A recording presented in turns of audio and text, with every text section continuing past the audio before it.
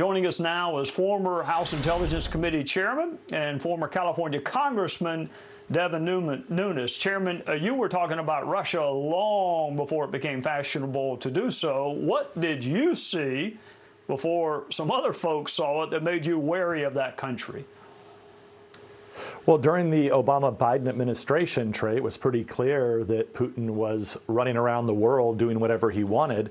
And we seemed to get caught with our pants down, so to speak, without having actionable intelligence that we could use. We couldn't, I mean, one of the main jobs of the intelligence community is to know what these countries' plans and intentions are, pretty basic stuff. And we just kept dropping the ball across the globe.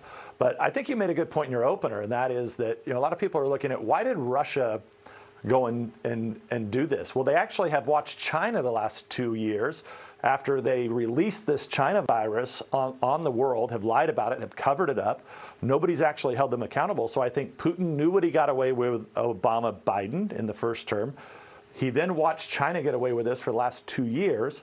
So why would he not go and do something like this? Now, look, I didn't think he was going to go this crazy. I do think there is something clearly not right with him, because getting into a situation like this where you're going to have guerrilla warfare, putting all these troops in harm's way, I mean, he's bound to get a lot of his own people killed.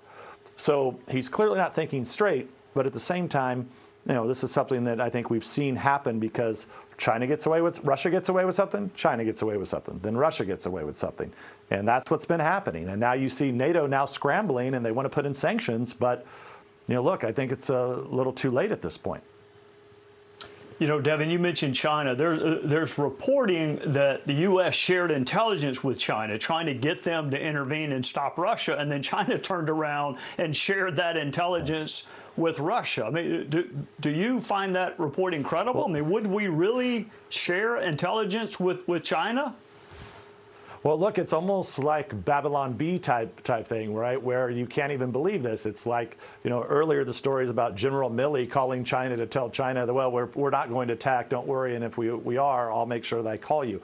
This is kind of the same thing. The Biden administration so naive, thinking that they can go to China and be buddies with them or something, say, hey, look, we're really your friends. We're going to give you some intelligence. Will you go talk to Putin and maybe we can work this out before he invades? I mean, it's amateur hour. I mean, it's really just amateur hour. Chairman, back when I was on your committee, we would have these emerging threats hearings. We would bring in experts and we would hear about Russia and China. I left. You were still there.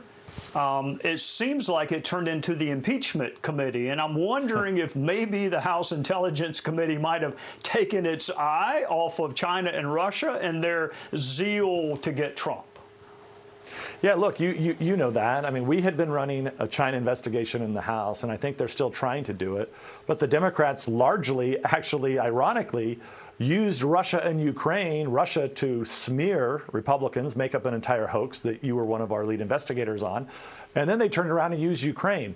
So you had really, it crippled the Trump administration. I mean, how can you go have serious talks when every time Putin and Trump would meet, there was fake news all surrounding it. You had the President Trump being impeached. It made it nearly impossible. And look, what I said at CPAC yesterday, I still believe, I think I need to reiterate it again.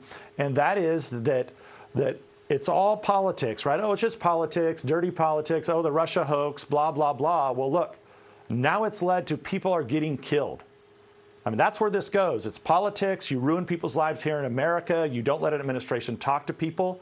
And then people die in real life because war becomes real. And that's what happens when we're not actually out there trying to prevent this from happening. That's the whole goal of having an intelligence and a large military, is to try to maintain global stability. And that clearly hasn't happened. Devin, we got to go, but people ask me all the time where you went. They like seeing you in Congress, and now I think you're a social media titan, right? You're one of the richest guys in the world now, I guess. Well, we're trying to. We're basically trying to get a fortified beachhead against these big tech tyrants. We're coming out over the course. We continue to roll it out, Truth Social. We continue to roll that out, and over the next month, hopefully we'll have a lot of people that will continue to join. Thanks for asking. Thank you, Chairman, for joining us on the Sunday night. Look forward to visiting with you again soon. Hey, Sean Hannity here. Hey, click here to subscribe to Fox News YouTube page and catch our hottest interviews and most compelling analysis. You will not get it anywhere else.